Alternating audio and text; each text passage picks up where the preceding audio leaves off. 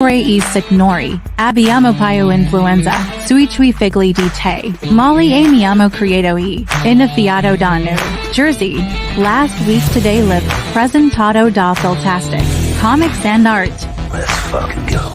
Hey everybody, sorry. Oh, what's this? Can I change a background?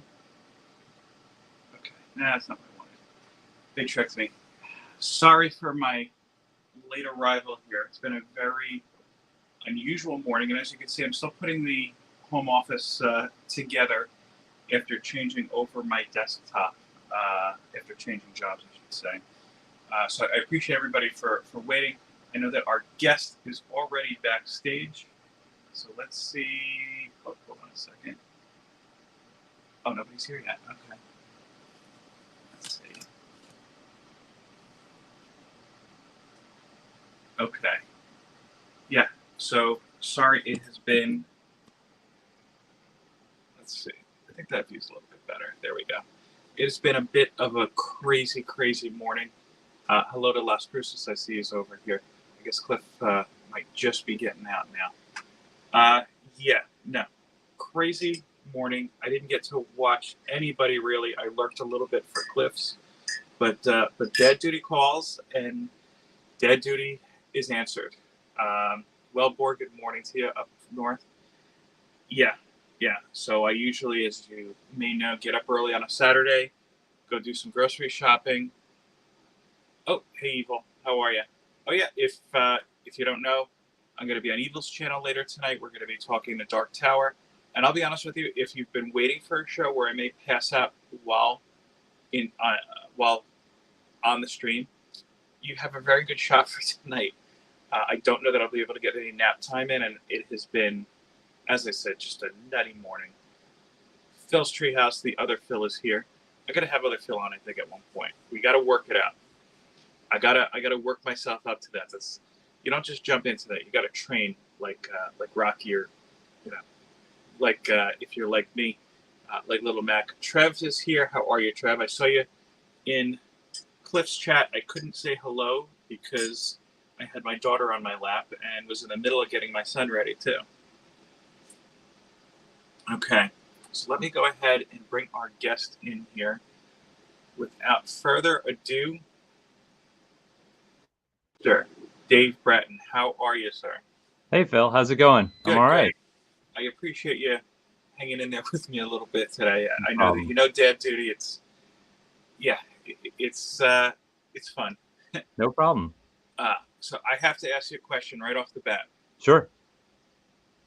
Some, and by some I mean Matt Woods, claim that you are the better looking of the Bratton brothers. Oh. Why is that so? We're jumping into this controversy. We're going right in. We're going in wheels hot. So here's my take on that. My brother Doug is an extremely handsome man. He is better looking than Tom Cruise, Brad Pitt, Timothy Chalamet combined. And he's still the second best looking Bratton brother.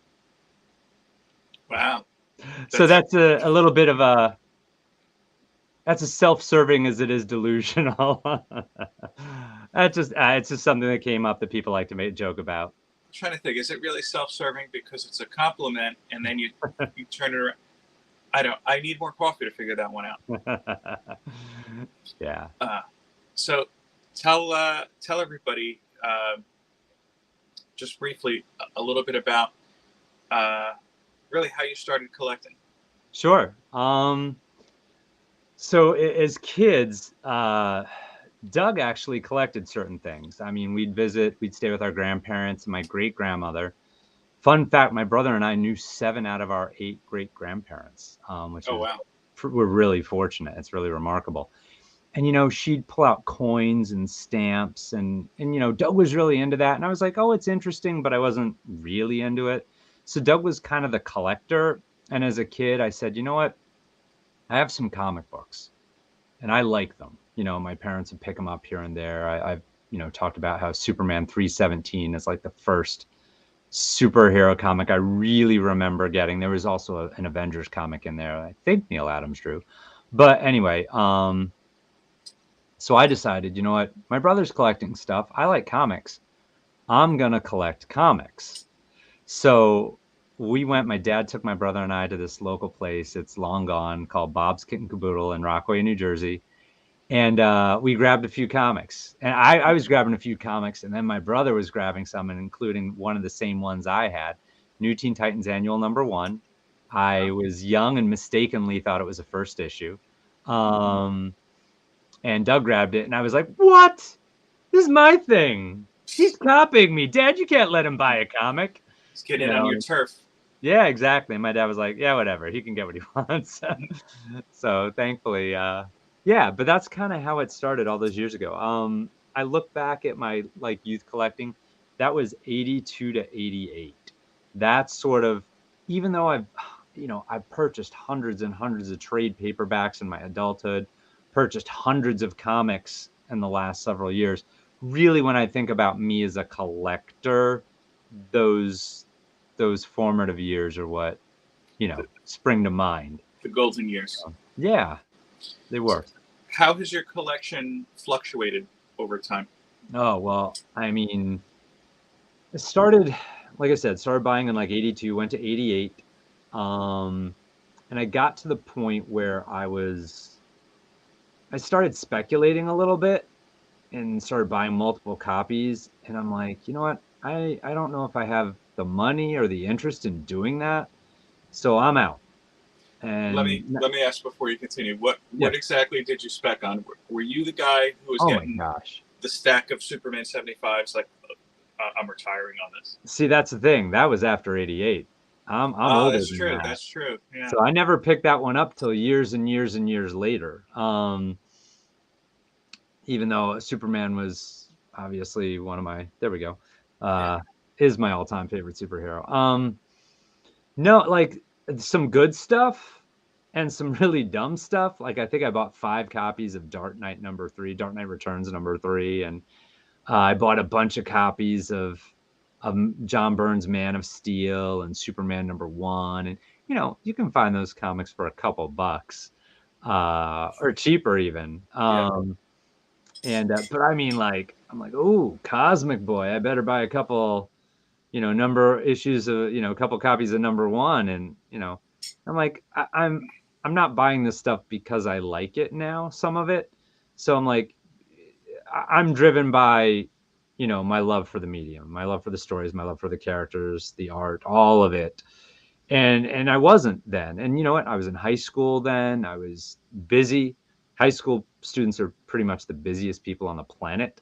So, you've got your studies, you're going to classes for 6 hours, you're studying, you're working, maybe you're dating someone, you have family obligations, you're just a part-time job. If, just there's a lot going on when you're in high school. I'm like, look, I'm not loving this anymore, so I'm done. And so I was for a number of years. Until I ran across Dewey's in the 90s. And I mean, here and there, I'd see a trade paperback and I'd pick it up. I had like a small collection.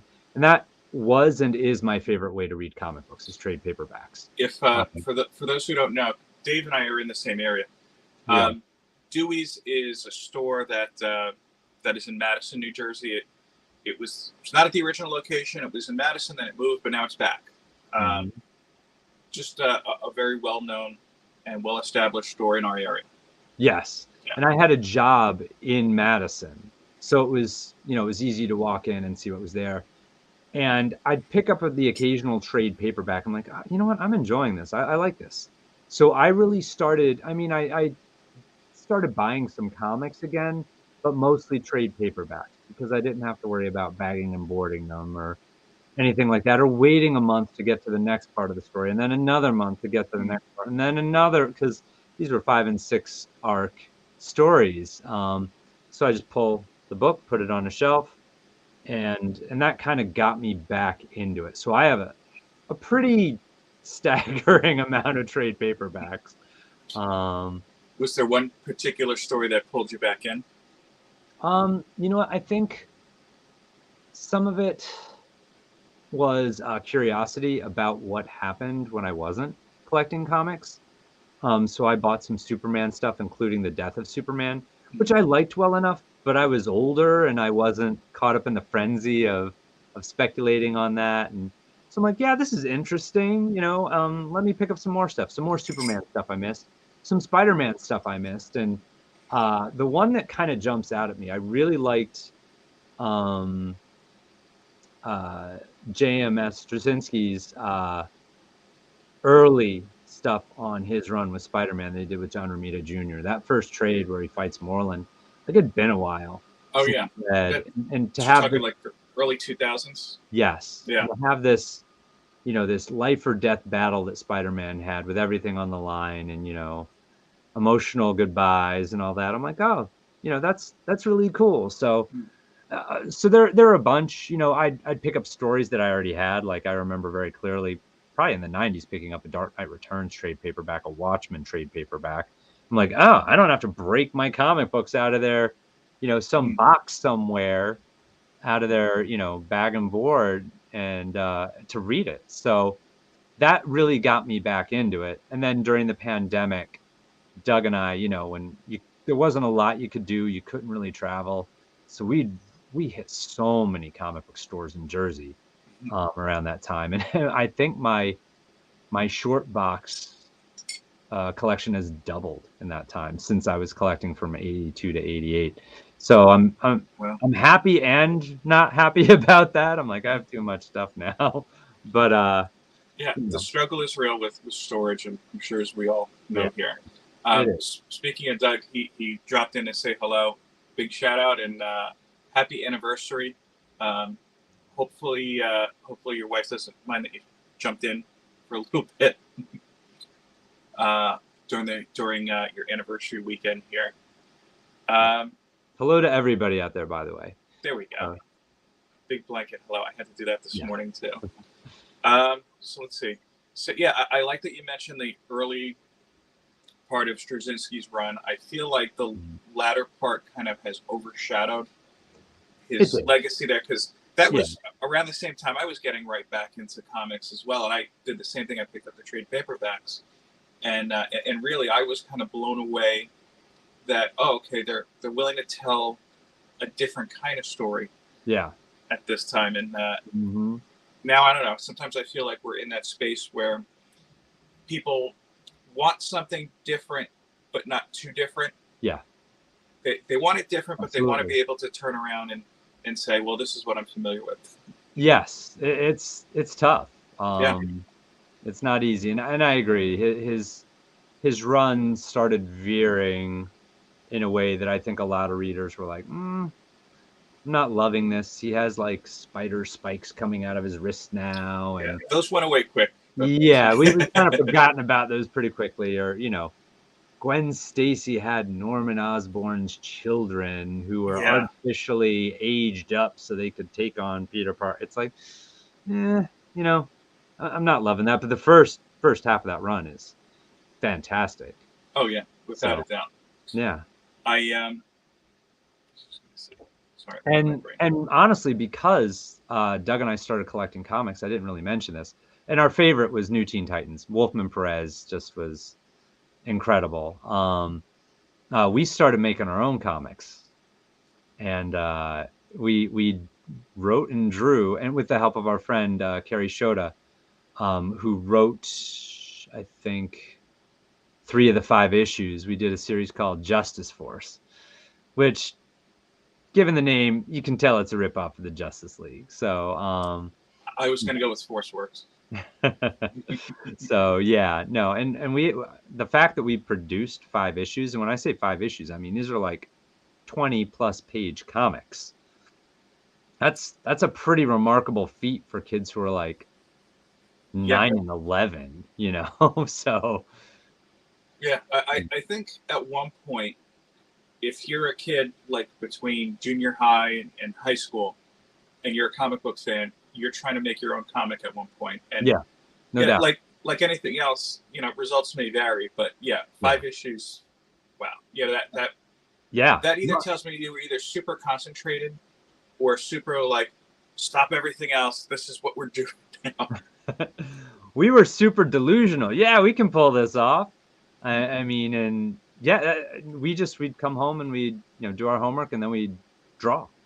and we'd work on these things together. And early on, we could produce an issue much faster because we were terrible artists.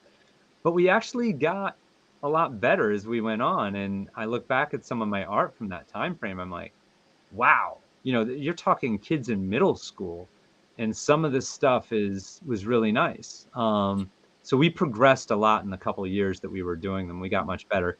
And then we started doing what I think a lot of people just mostly do is we would like just design characters and just draw covers, for other things. And I think that's kind of the thing that probably a lot of people do, and we did it too. But the fact that we actually produced 5 issues kind of blows my mind at this point in my life, because I knew how young we were.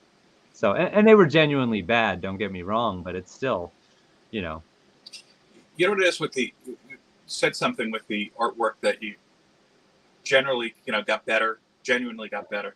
And what I think it is, I think just kind of like you said earlier, and I did the same thing in middle school, high school. I would be done with school, whatever activity was going on, whatever, whether it was work or something else, and come home and just draw.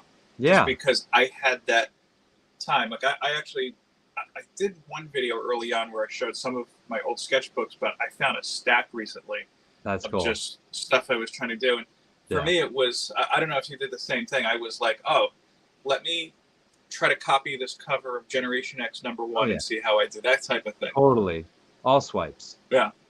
Maybe not really early on because we weren't bright enough to swipe, but pretty quickly we figured that out. And I can, if I pulled out those comics today, I could almost panel for panel tell you, okay, this was from an Aquaman comic. This was from a New Teen Titans comic. This was from, whatever comic, because we would just swipe like crazy. And that was a way to improve, honestly. And Doug took some lessons at the Kubert School. I didn't take as many. We also had a copy of How to Draw the Marvel Way, which was helpful. So yeah, we got to the point where we were solid artists for young amateurs. Yeah. And as I feel like as an adult, I don't know, maybe because again I have 2 young children, it's hard just to find that time just to sit and be like, all right, let me sketch something. That's why I appreciate so much like Roscoe's Between the Line show, Roscoe and TM's Between the Line show, just because it's like, all right, here's an hour or so a week. I can just force myself to sit and draw. And it really, I think people don't understand that creativity, whether it's writing, whether it's art, it's a muscle like anything else. And you have to flex, you have to use it, or, it's not a show. No, absolutely. And the fascinating thing I think about it for me is, because I will occasionally draw now because, I enjoy it. One, my daughter's 19. You have 2 small children. I have a kid in college, so it's different. Time is different. Yeah. But I also know people enjoy this, and I can do something that not everybody can do. There are lots of people who are way better than me, but there are also, most people don't draw and keep drawing their whole life. So I have this ability to do something and create something and give it to somebody who will appreciate it and kind of, make them smile for a minute, and that's a fun and powerful thing for me. Because that's part of my nature. I like to give gifts. I like to make people happy, if I can. So if I can draw something in 20 or 30 or 40 minutes and someone's happy with it, that's great, And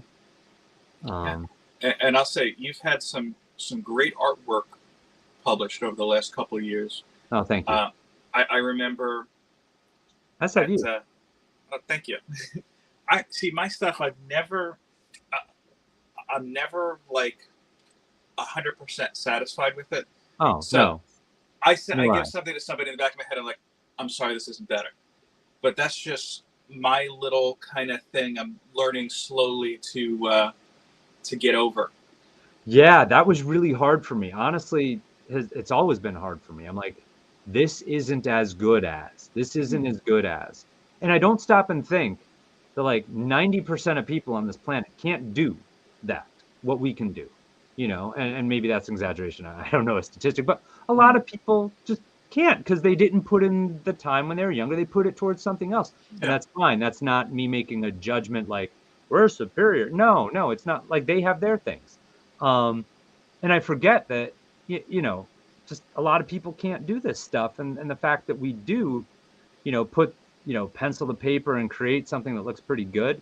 I did the Alex Ross homage for Reggie and Doug's book. Yeah. And, I look at it, I'm like, oh, it's not nearly as good. And I'm like, you know what? Yeah, you're not going to be as good as Alex Ross, Yeah. Dave. That's not going to And, happen. And that's okay. It still looks good.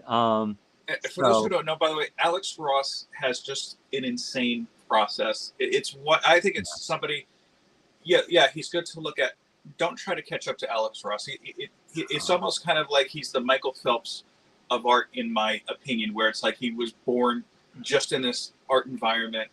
I watched a little bit of a documentary of how he made that Fantastic Four book he did recently, and it was like he's like, well, I couldn't get the lighting quite right from my friends that are my models, so I wound up making like 400 of my own custom action figures just to get the rocks. It's like, no, look, that's his life. And that was the thing for me that I discovered pretty early on.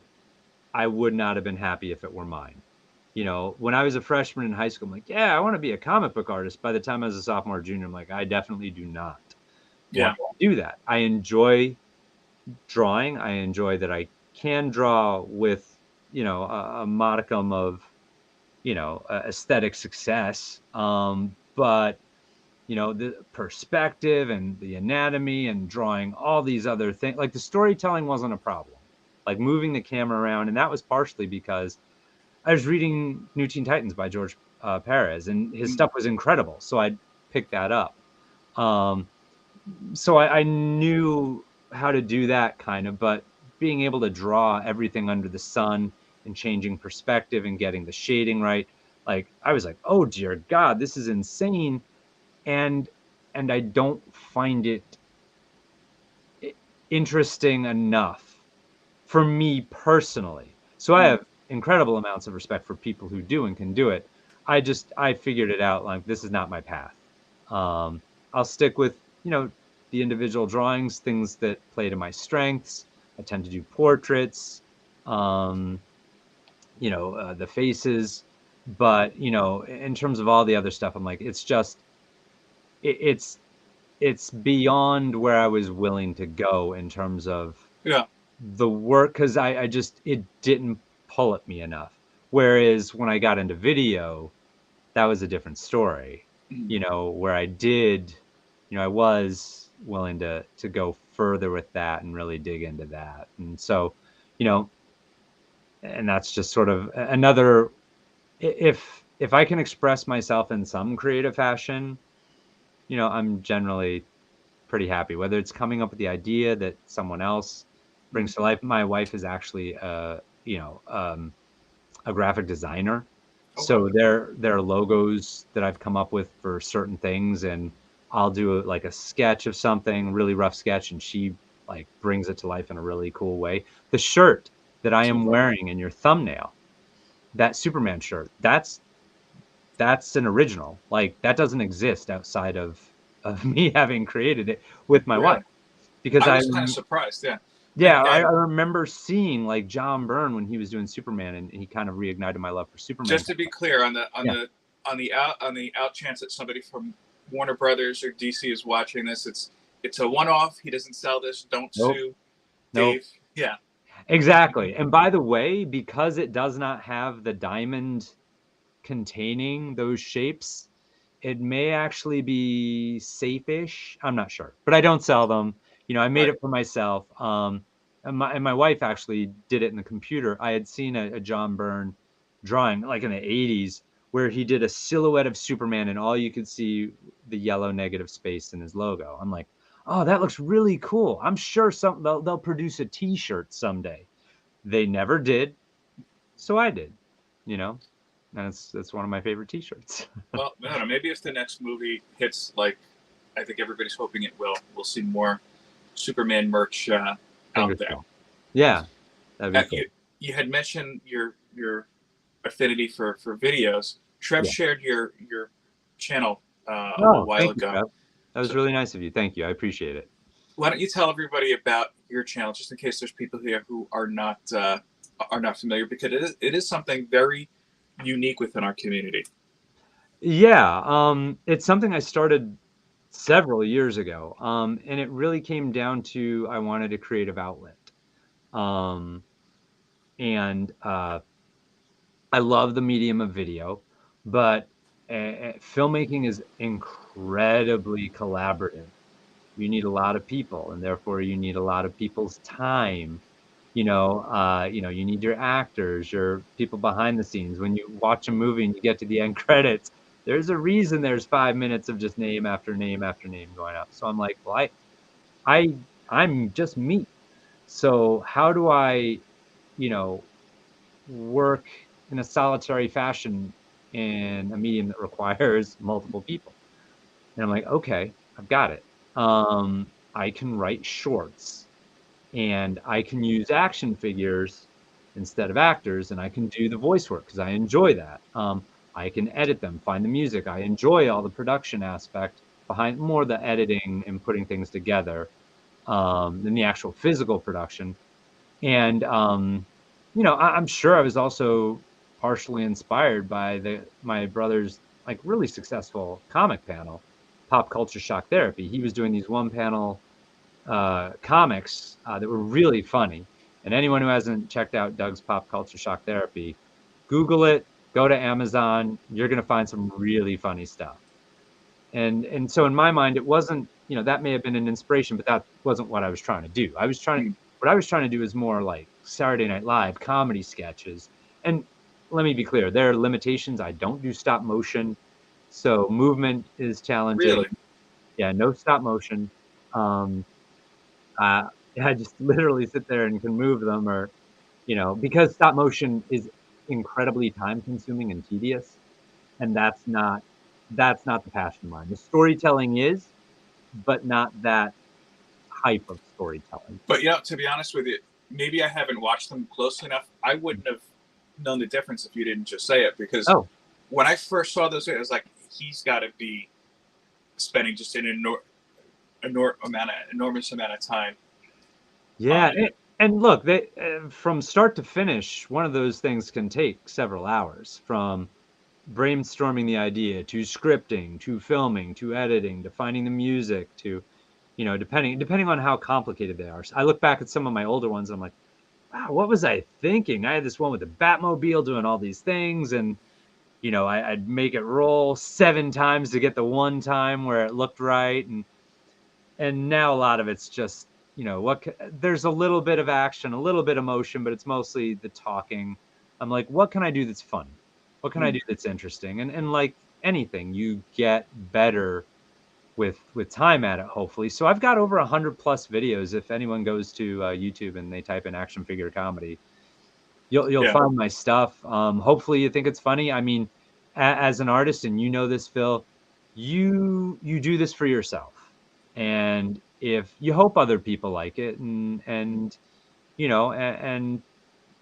ideally they will. And my channel, when you do something like that, you hope it explodes, but maybe it doesn't. And over the years, it's gotten views, but it's not like, yeah, the new Deadpool trailer got more views in the first Right. 2 minutes than my entire channel has, and that's okay.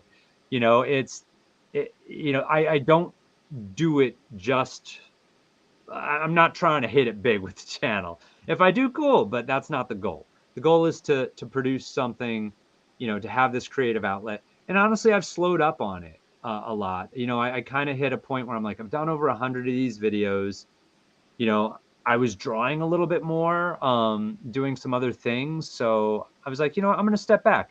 And when I want to, I'll do them. I have several scripts that are, in my phone's notes or, in a Word document. So if I want to, I can. In fact, if it's okay, I am going to work on one this weekend Sure. because it's going to premiere when I go on Gary B's channel at the end of July to be on the 1011 for my action figures and toys. Absolutely. Yeah. So yeah, so I am going to be working on another one, even as I'm like, I haven't done any for a while, but it's been a couple months, but yeah. So And I think, I mean, look, pretty much everybody on here, at least that I've seen in the chat, has a channel, and I yeah, think you hit on a couple good points here too. Number one, and this is something I think that is important to remember, whether you've had a channel for 10 minutes or for 10 years at this point, you got to remember that this is in for many of us what it is. hmm Uh, I don't know the majority of YouTube channels overall that are just making billions. I right, doubt that it's significant. And yeah, especially in our genre, I mean, we're a very small niche. The yeah, biggest comic book channels that I'm aware of, are nothing compared to these channels where, I mean, let's face it, I guess people watching a lot of YouTube focus on different things. These random, I've seen like girls going up in a shopping mall, like, all right, don't say anything and I'll buy you what you want. Those type of videos, okay. which I don't get. I don't know, but I was like, how did this get like 100,000 views in 5 seconds? And, and you know what? Yeah, it's just how things go. The things I find interesting, maybe someone else doesn't. And it's fine. And Yeah, there's, oh my God, so much content on YouTube. It's unreal. You could watch 24/7 and probably not watch 1% of the videos on YouTube. oh So yeah, sometimes it's just lucky. I mean, and I have been the beneficiary of some luck along the way. I've had a couple of videos not go viral in the sense that they receive millions of views, but like I'll sit down like, holy crap, how did this video get 30,000 views? mm, And it's, oh, I did a Cobra Kai video, and then when Cobra Kai season 5 came out, that hit the algorithm, and all of a sudden, my video is being shown and people would at least click on it. So ride you that just wave. never Yeah, know. You never know. And some of my biggest videos, I mean, I have one. It's not on my action figure comedy channel. Something I'm actually pretty proud of. It's a trailer for Superman 4. I decided, as a editing challenge, I'm like, this movie, for a variety of reasons, was really, really bad. Christopher Reeve in his book Still Me said, the less said about Superman 4, the better. And that was it. It's not a good film. And I wanted to see if I could make it look good in a trailer. And honestly, I feel, I did this, I think, 11 years ago. I feel good about how it mm, came out. So if anyone wants to see that, just type Superman 4 Dave Bratton into your YouTube search. And I mean, that thing, I think it's got a lot of views. And it's because it's Superman, it's like, mm, it's not because people care what Dave Bratton's doing. It's a Superman video, and I guess it's somewhere people liked it, and the algorithm hit, and it yeah, got a lot of views. But I mean, I go on my action figure comedy channel. Oh, there's tons of videos that don't have 100 views, and then there's one I'm like, how did this Cobra Kai get like 39,000 views? Okay, it's just luck of whatever. And like I said, and as you were pointing out, like there are people who get into this and they have millions of subscribers and they are financially set for the rest of their life. They don't have to do anything but make YouTube videos. And that is probably well under 1% of people on YouTube, probably under 1/10 of 1%. It's not what this channel is and does. yeah, It's fun. And that's why if anyone's doing videos, like you said, a lot of people do videos. And you know what? Hopefully people are having a great time. And one of the best things, I think today is emblematic of one of the best things, the community we have. Like I know you because of this stuff, and we live like 10 minutes apart, but we never would have met if it hadn't been for, being a part of the Gibbon gang on Reggie's channel. So it's yeah. just a really cool thing. Sorry, I was trying to mute because my dehumidifier's kicking in here on and off. I don't know if there's any sound from it, but I couldn't hear it. I did not oh, hear okay. Well, then forget it. Nobody saw that part. it. But yeah, I mean, you hit on a couple great things too. I think it's important that we all keep in perspective, you know, this for many of us is a hobby within a hobby. Yeah. I had a friend reach out to me recently and say, "Look, I want to start a YouTube channel about fatherhood. You know, how do I begin?" I was like, "Work with what you have. Don't go out and spend thousands of dollars on stuff that you don't need." No. You know, look, if unless you're drawing income from this, you know, remember it's a hobby. You know, it's not a job. And look, there are some people out there, like you hit the nail on the head, that have been wildly successful with it. Yeah. That's great. I tend to think that some of the people who are more successful have a way of directing, you know, their YouTube attention to other projects, whether they own a store or something like that. You're not going to make it with just this. I'm sorry, you know, I'm sorry to say. And if you do it, tell us how, because we'll all take notes. No, look, do your best, do what you're passionate about. I mean, like years ago when my daughter was into Minecraft, these Minecraft videos that were making people millions of dollars were on my radar. And it's like, what? I don't get this, but I don't have to, you know, just be passionate and you know, focus on what you like. And you know what, learn your craft. That matters too, you know. And that was something like I've been editing video for over 20 years at this point. Like I am comfortable and I am confident in my abilities as an editor. Are there better editors out there? Of course there are. But like I said, I'm both comfortable and confident. And so I would put that into my action figure videos, you know, or, you know, some of the other promos I do for friends and things like that. I just did a promo for my brother Doug. I don't know if for anyone who's been on the Isolation Kickstarter, I cut that video for Doug. And I was really glad I could contribute because Doug has created this awesome comic book along with other people as well. You know, Delia and Beth and Reggie was producing these for the first few issues. So the fact that I could use, you know, my abilities and what I can do to help Doug hopefully, you know, promote the Isolation trade paperback and subsequently more comic books, you know, that's just such a cool thing to be able to do, you know. So and, yeah, I have to say, first of all of the Isolation, great book. You know, I think pretty much anybody who, I'll say this, there's been very few people who have read it and said to me, it's not for me. Right.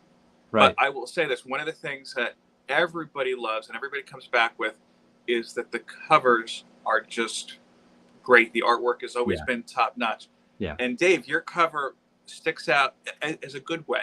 I'm going to be clear on that, in a good way, because it's a nice homage to, you know, The Dark Knight Returns, but it just, I don't think you really appreciate it until you physically see it.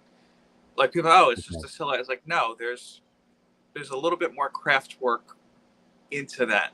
And I have to give Adam Shermer credit because he did the colors, and did a really good job. And he did the colors for the Black Adam homage, Alex Ross homage that I did. You know, I can put pencil to paper and ink that, but Adam made those pop with his tremendous digital painting.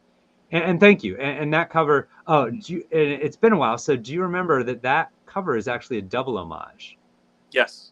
I remember you saying it was a double homage, but I was trying to remember what the second one was from, because I remember it's obvious. Dark Knight Returns. Yeah. It's actually the pose that Grey Wolf is in. If you flop it, it's the pose Superman is in on Superman #1. Okay. Yeah, I remember the discussion on it now. I even thought there was maybe somebody made a joke that there was a third reference to. I don't quite remember it all that well. Oh, you know what? And one of the things I personally found interesting, and just because I find it interesting doesn't mean anyone else has to, but I'd seen a lot of Dark Knight #1 Dark Knight Returns #1 homages. All of them have the same three elements. They have the silhouette, the lightning, and the blue background. And I'm like, you know what? You have to keep the silhouette, you have to keep the lightning, but let's change the color. Let's go from blue to red. And that's a tweak I'm not sure I've seen. And I've seen a couple really good homages to that. Hmm. You know, for a while I'm like, oh, we might have the best homage ever for that. And then I saw some others like, no, Darkwing Duck is amazing. The I have to. Darkwing I Duck haven't seen the homage is Dark Knight. incredible. I haven't seen the Darkwing Duck one. I have It's to look so that up. good. And you hit something I think is important with homage covers. Like right now, we're kind of in that space where, you know, if you appreciate artwork, Hmm. the big two will sell it to you a Yeah, million times over. And yeah, homage covers are a very big part of that. they are. I personally think it's gotten to the point where it's like, okay, doing an homage is one thing. Yeah, Can you put your own distinct spin on it? yeah. And I mean, yours Absolutely. is definitely a unique spin. You Oh, know, thanks. I try to stay away from it. Like, as much as I would love to pick up the Disney covers, for example, for Hmm. my kids, like, oh, they'll appreciate this when they're older. It's kind of like, well, all right, you just change the characters around. You know, Yeah, is there something else you could pop with it? But yeah. that's my opinion, at least. No, and look, yeah, it can be, there can be a lot, you know. But you know what? Some of them I'm like, ah, it's not for me, and others I'm like, oh my God, I love that cover and I Oh love yeah. that version of it. I'm grabbing it, and yeah, no, I also recognize in terms of my strengths and my limitations as an artist, I can probably do a better job if I'm, viewing something, and obviously that one was, uh, thank you, Joe. Appreciate it. That one was a little different. Like I didn't do the exact same pose that Batman was in. I went I did the exact same pose Superman was in, but it was a different character, and there are different details for that character. So it was a little different, but I just, to me, it made sense for that particular comic. And I remember very clearly having the conversation with Doug because I talked to him about maybe doing an homage cover and seeing what he thought and what Reggie thought. And we were talking, and I'm like, here's another idea I have. What about Dark Knight Returns #1? And Doug was like, oh yeah, that could be really cool. And in my head, I'm thinking, I'll put Grey Wolf in a pose. And Doug immediately is like, you know what, Dave? It should be Grey Wolf in the silhouette. And I'm like, yep, we're on the same wavelength, completely thinking the same thing. So it was, you know, it was a lot of fun. I'm really grateful for the opportunity to do that because now my artwork's on a comic book, my artwork's on another book, and really that I just feel a ton of gratitude. Thanks, Joe. Yeah. I bought a couple myself, and it was pricey. That decision surprised me. I had not expected it to be a pricier comic. I didn't know. That's not. It's an editorial decision. It's not mine. Um, but I made sure to grab a couple copies because feel Yeah. very fortunate. And at the end of the day, I'm sure you appreciate you got to help your brother out. That was the biggest thing. Yeah. By far. The fact, well, and we got to do comics together again, like we had when we were kids. So to contribute to what Doug was doing, and like I said, even with the video, anything I can do to help him. No, I did not buy my own work off the secondary market. I bought it directly from Reggie. There you go. So yeah. Yeah, but getting to help Doug with isolation, so here's the thing. I am Doug's brother, as pretty much anyone who's watching this knows. But I can tell you, I've read Isolation. I mean, years ago, I read the whole thing. In fact, I helped give input, some editorial suggestions along the way. It's Doug's work, his book. I just, hey, maybe think about this or think about that. I think the one thing I remember very clearly, Doug, I hope this isn't talking out of school and he'll let me know. Doug had come up with a character, a very cool character, but he named him Randall Cobb. And I'm like, Doug, there's a Green Bay Packer player by the name of Randall Cobb and a I was former going to boxer say that by the sounds name of familiar. Randall Cobb. So I'm like, maybe switch that up. So, like if I could pitch in like that with some editorial thoughts, I'm glad I got to do it. So, and I've been helping assist with editorial for Doug for decades at this point. Like I said, it's all him. I just, oh, maybe there's a misspelling here. Oh, maybe there's something here. But so Yeah. I know how it goes, and the story's really good. And And part of the reason Doug likes bringing this stuff to me is he knows I can be a tough critic. Like if I don't think something works, I will tell him. Yeah, Randall Dobb now. mhm. So he knows, like I don't, that I'll say, hey, I don't just be like, hey, it's great, it's perfect, go do it. I'm like, Mm. have you considered this? So I think he trusts my judgment, and he knows. I mean, we've been going to movies forever, and he'll tell you he doesn't always want to hear me critique a film 30 seconds after it ended, but he knows I'm going to give an honest opinion, and usually I can find logic flaws, and Mm. I think he appreciates that. And So really, for creative people, that's the biggest thing. The most important is getting people who not just want to check out your stuff to say, hey, it's good, but yeah, to give a thoughtful and well thought out critique. yes, Yeah.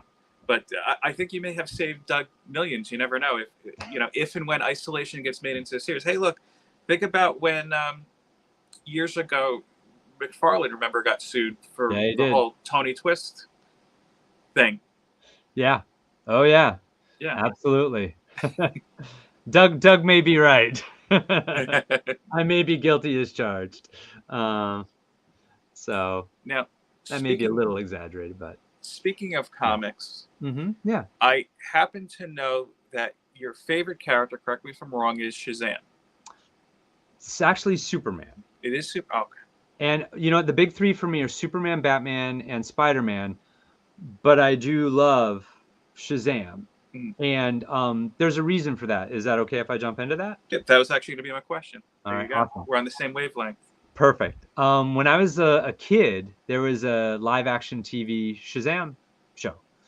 And, you look back at it now, this was a very low budget production. It pales in comparison to what they can do today. This was, a Saturday morning 30-minute live action network show in the 70s.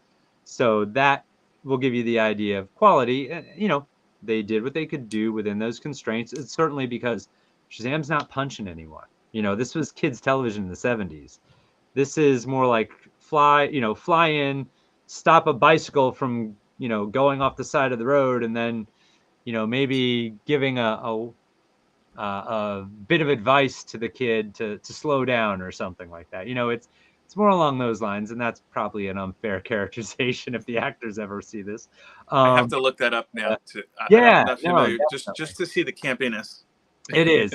Definitely check out a couple episodes, and there's some really cool things about it. The opening, I think it's sort of this mix of like these drawings. They don't really animate, but they move it, and there's some, the character yelling Shazam, getting hit by the lightning bolt, and Billy Batson turning into Captain Marvel. In the 70s as a kid, you're like, whoa, that's amazing.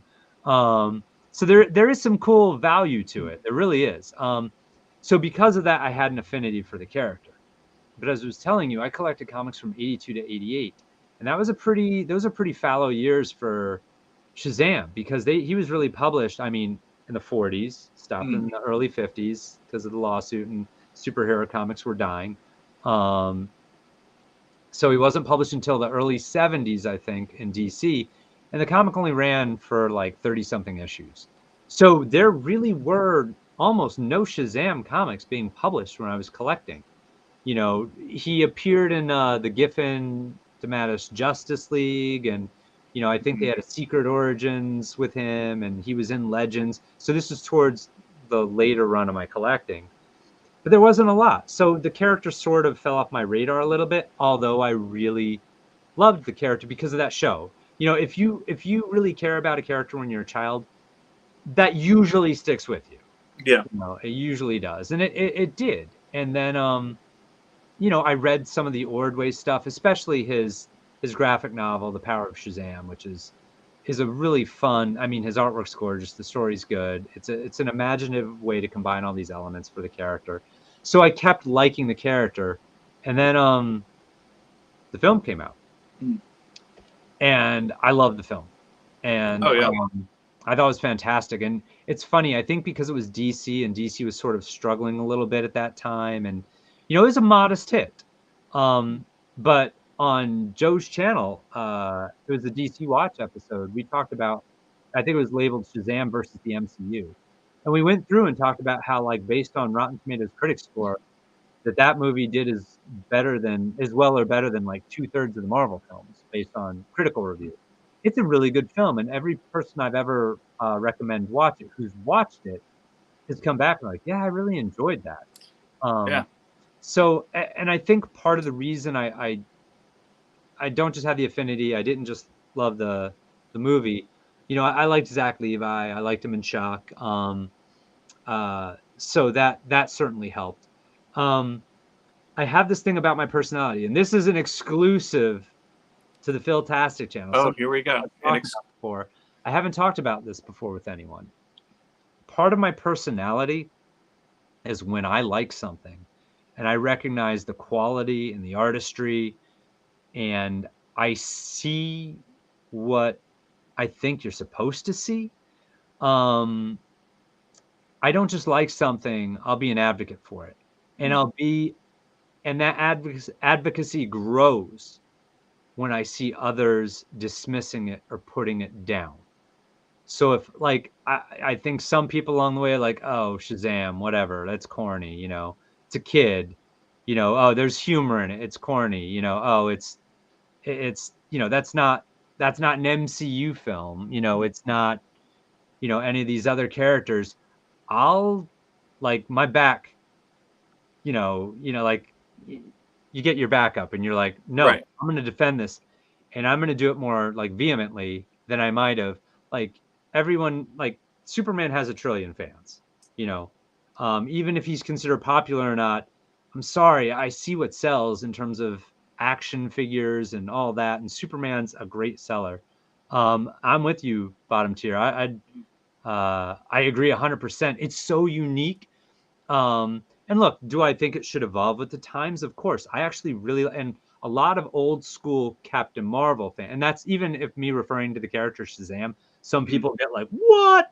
Shazam's the wizard. Captain Marvel's the character. I'm like, whatever, you know, Yeah. like, I know that too. But the TV show in the 70s was called Shazam because they couldn't use the name Captain Marvel. The comic book was called Shazam because they couldn't use Captain Marvel because Marvel swooped in like the 60s or early 70s. So, you know, I really like the New 52 version, like that Jeff Johns, Gary Frank story that appeared in those back issues of Justice League. I was going to say that probably was the smartest reintroduction of an older character, because first of all, everybody was paying attention to Justice League at that point, and it's a great run.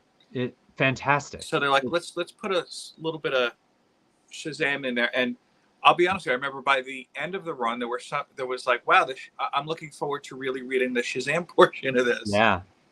Yeah, no, absolutely. And then Jeff Johns did a comic, and then there's a series out now. Take care, Doug. There's a series out now. Mark Waid and Dan Morris started it, and they've switched creative teams. So I've got to pick up the latest issue. It's one of the only comics that I actually buy in non-trade paperback form. And for me, that was, again, it's sort of advocating for the character. I'm putting my money where my mouth is, because I kind of wanted to stop buying floppies, and I had for forever, the single issues. But I'm like, you know what? I've been an advocate for this character, which is why, like you, a lot of people think Shazam is my all-time favorite character. And look, he's in the top 4, you know, so he's up there. Depends on the day, you know. Some days I'm feeling Shazam more. Superman, because of, I always get the wrong hand, because of Christopher Reeve and how much I love that film, will always be my number one. And I also think Superman is probably, outside of, he's one of the only characters you can do some of the things they've done with. They did an entire TV series, Smallville, which I really like. 10 seasons about Superman as a teenager before he's Superman. I don't want to see that with any other character. Maybe you could do like a good prequel with Wolverine before he becomes Wolverine. But most people, I don't want to see a TV show about Peter Parker before he gets bitten by a spider and becomes Spider-Man. I You want to know, see the first 30 minutes of a movie with that, but not a TV show. no, he could probably do it with. And I know that I think, if I'm not mistaken, I think Rick Remender started hitting on it. We're talking about 10 years ago at this point. I might even have the run wrong. I think Captain America leading World up. War II. Well, no, leading up to World War II. Like I remember, I might be wrong about whose run it was, but they showed a very small snippet where they were showing Steve Rogers growing up, not just getting bullied, but like his situation at home was not good. That type of thing. And I think there's some definite legs. I don't know necessarily about 10 seasons worth, but I think there's some definite room for a story that could be told. What I think would be really interesting is if you did a story just about his time in World War II. And I know they have, but I mean like an ongoing series. You do 100, 200 issues of Captain America with Bucky and the invaders, and you know how it's going to end, with the Cap getting frozen. And that's not to completely switch gears, but that's one of the things going into Smallville I knew from episode 1. I started with that show with the pilot. I'm like, this show is going to end well because it's going to end with him becoming Superman. They've been very clear on that. And that's something you cannot say about almost any TV show. You don't know how it's going to end. I've heard a lot of fans of certain television shows that are like, well, it's a victim of its own success. It's gone on for years. Actors are leaving, so characters you're invested in are gone. You kill characters off when the actors leave. Yeah, no, absolutely. Yeah. I think that'd be a great guest star. Like, I think those would be really cool. So Superman, because of that, will always be, and just, I'm trying to think, sort of the mythological aspect of his origin, the last son of a dying planet sent to Earth. It's just so epic and gets into sort of like just core elements of storytelling. And I love Spider-Man, but being bitten by a radioactive spider doesn't hold a candle to like doomed planet last survivor. I'm an alien, really.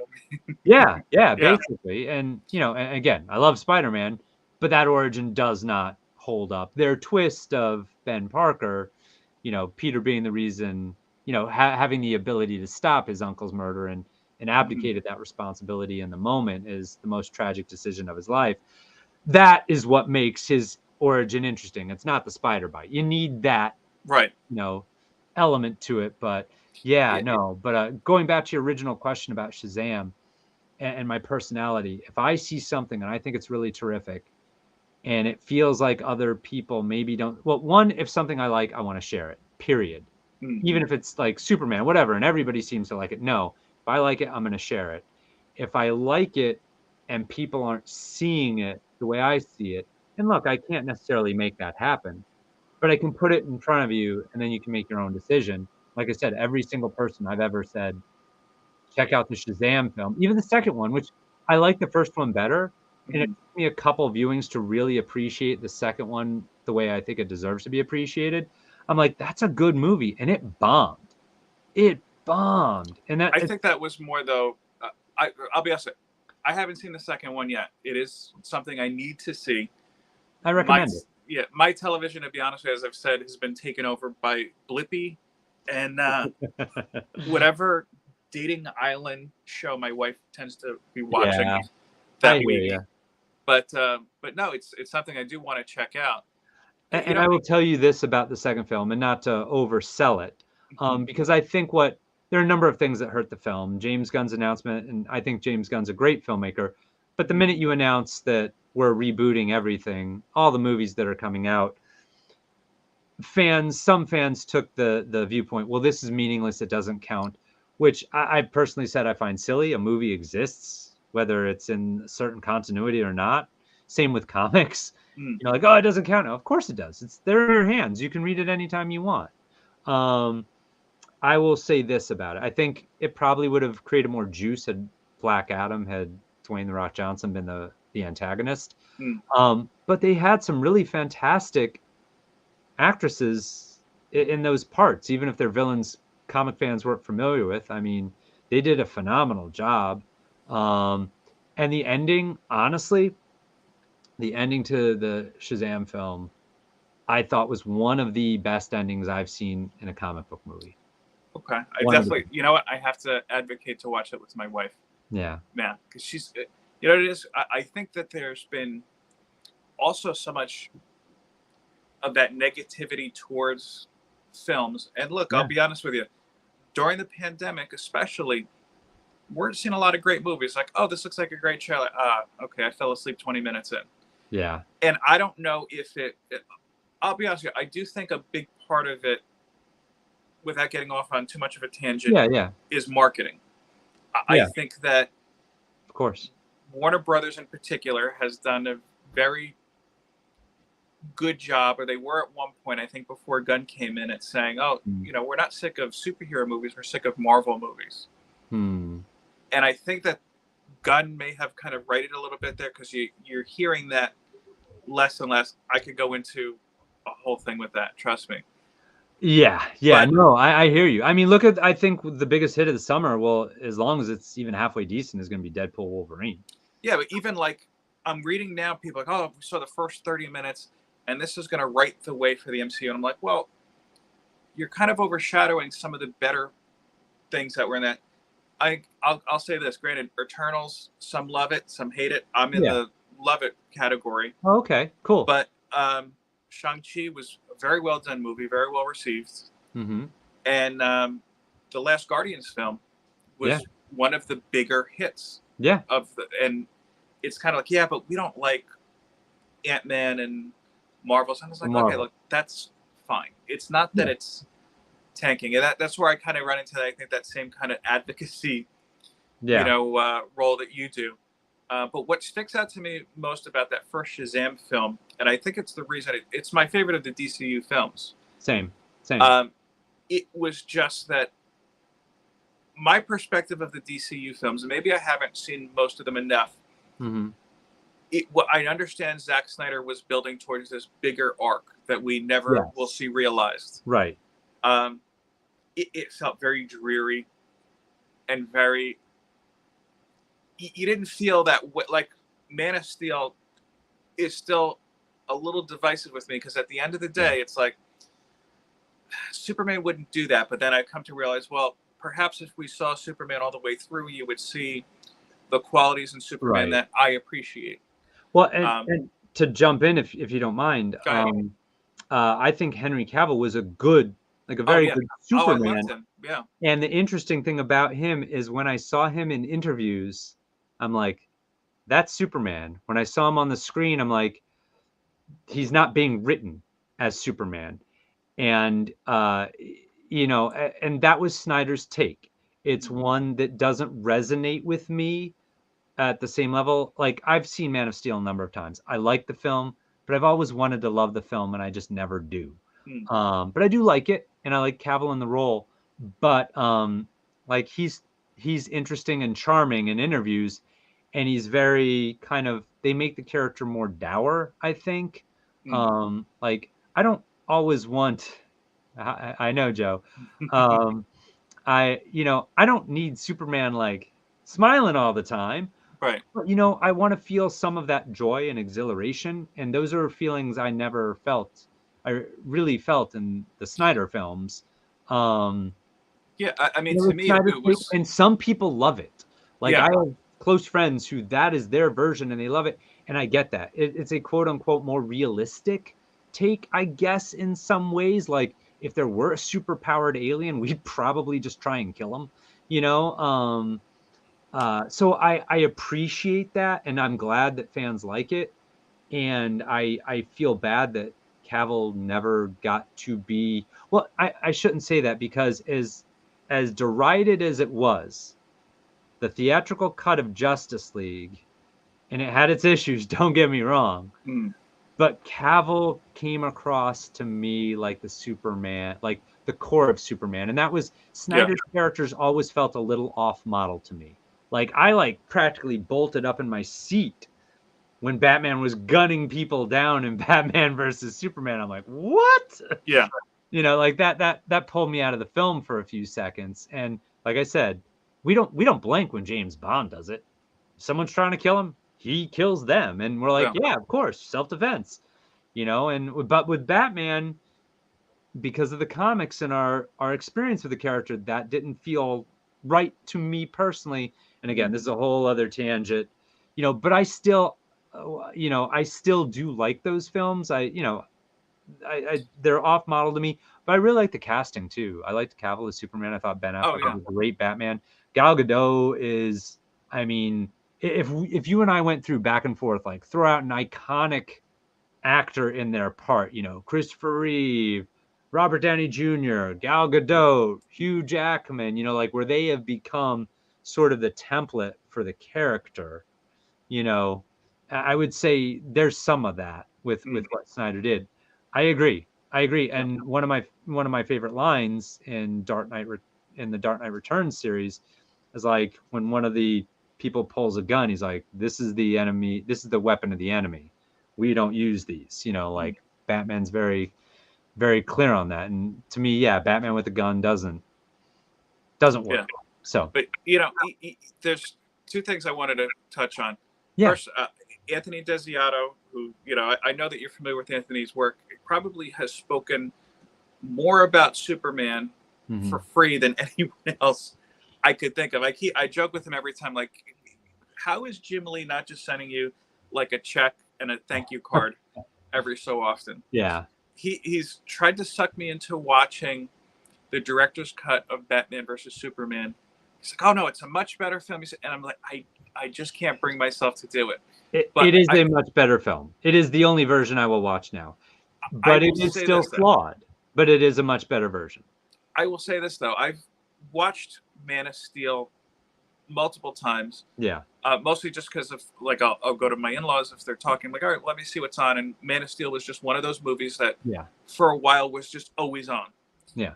And one thing I understand and appreciate about Zack Snyder's version that makes me think maybe I missed out on what Snyder was really trying to do is the scene where Kevin Costner dies and he comes out and here Superman could save his father and he's no, don't. You know, I'm more concerned with you outing yourself. And that that didn't hit me until like maybe the third time I saw it. I was like, oh, okay, there's something interesting going on here. This is an exclusive to your channel. I have talked about it with other people. Double exclusive. But that scene, I agree with you, because people like flipped out when, you know, young Clark saved the bus. Yeah. And he's like, what was I supposed to do? Let him die? And Pa Kent goes, maybe. You know, and he says, your destiny is so much bigger than this. And I really understood that. And people are like, that's not my Pa Kent. Pa Kent would say, save. I'm like, this isn't. This is a different version. And I get where he's coming from. But when it all happened, when he said, maybe your destiny is bigger than our safety or our lives, when it came to put it in practice for himself, he held up his hand and said, and he sacrificed his life in order for his son to fulfill his destiny. He believed in what he was talking about. But here's the exclusive. That scene, in my opinion, would have worked better had they used the younger actor that portrayed Clark. Because by that point in the film, we had seen Henry Cavill be Superman, be an adult. In our minds, when we see Henry Cavill, he is able and should save people. And I'm blanking on the younger actor's name, and I actually know it, but I'm just forgetting it in the moment. I don't know it, so you can make it up. Yeah, but Dylan Sprayberry. I'm probably, it's one of that. He plays for the Had Packers. they used him, it would not have felt like, because at that point Henry Cavill felt like Superman. I know they had his hair mussed and he was wearing like a college shirt to indicate he was younger. But I'm like, had they used Dylan, it would have felt like a boy obeying his father rather than Superman letting his father die. had they made that choice. And that, to me, as soon as I thought of that, I'm like, I don't think anyone would be complaining about that scene, because it would have worked, in my opinion, probably better. Although I understand why you're giving Cavill that big emotion, your main actor, the big emotional scene. I completely understand that. But I think it would have made more sense to the audience had it been the younger actor. I'm gonna screen cap or clip that section at Okay. some point. In Okay. when I say that, it's gonna mean like it could be weeks from now. I'm still trying to edit a video from November, and just tag Zack Snyder in that. Be like, see, you missed out. I don't want the Snyderverse. We want the Dave Bratton verse. Oh man, no. Yeah, with action figures. It exists. It's on YouTube.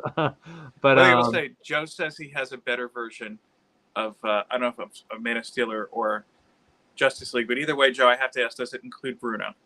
The Bruno he's talking verse. the Batman versus Superman extended cut. That is a better version. And the funny thing is this: with Justice League, when I saw the Snyder cut, I'm like, wow, this was great. It's just too long.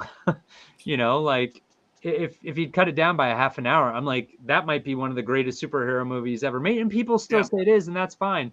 I just thought from like a fan standpoint, it could have been a little shorter. And, I can think of a couple scenes where I would have, I'm an editor, so I view it through that lens at times. But it was a tremendous film. Tremendous. I'll say this too. My wife and I sat down to watch it when it came out, and we were like, yeah, look, we'll break it off at this point. They split it up into chapters. Should be good. And when we got to the point where we were like, okay, where we said we were going to stop, we both looked at each other like, I just want to keep watching. Yeah. Yeah. It really was good. Like I said, I thought it was a little overstuffed, but it was a great film. And look, if they had been releasing that in theaters, there's no way that would have been a 3.5 to 4 hour film. Oh, no. They would have made him cut a bunch out. But if it had been a 3-hour film, I think it would have been one of the truly considered one. And I do think it's a great film. Don't misunderstand me. I think in the public's perception, this would be up there with some of the greats. Yeah. Well, just the economics of it all, especially the way theaters have been since the pandemic.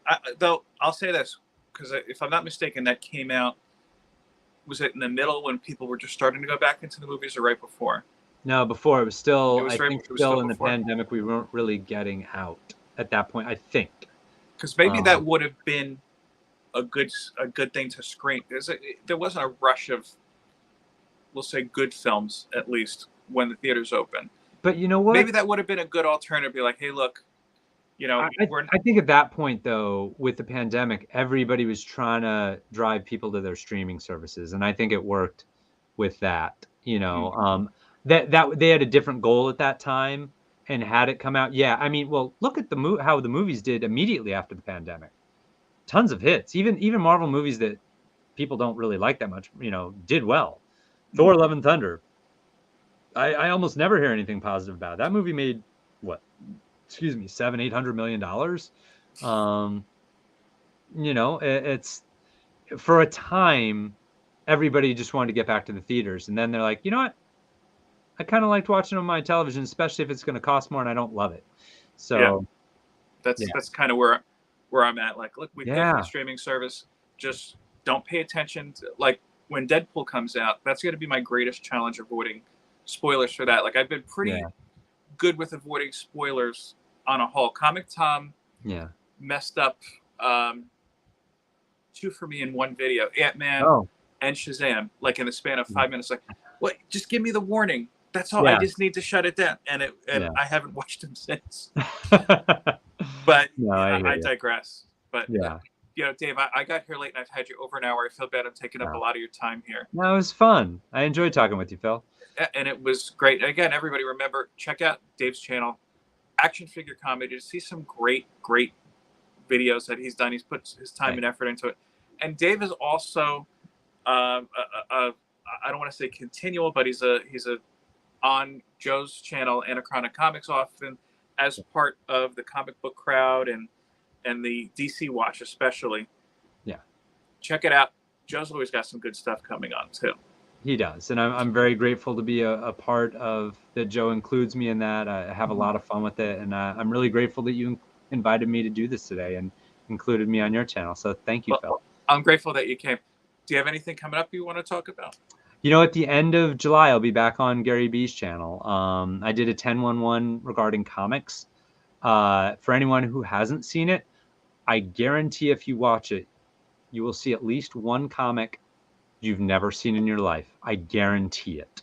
So, And I will give you my guarantee that if you do watch that channel, you will that episode in particular, you will also see 12 comics, yeah. 10 and two more. All right. Well, thank you again for coming on, Dave. I appreciate it. And Oh, this is a everybody, thanks for tuning in with us, whether you're watching live or recorded. I appreciate you giving us your time. And I'll leave you like I always do. Peace, love, and comics. Take care.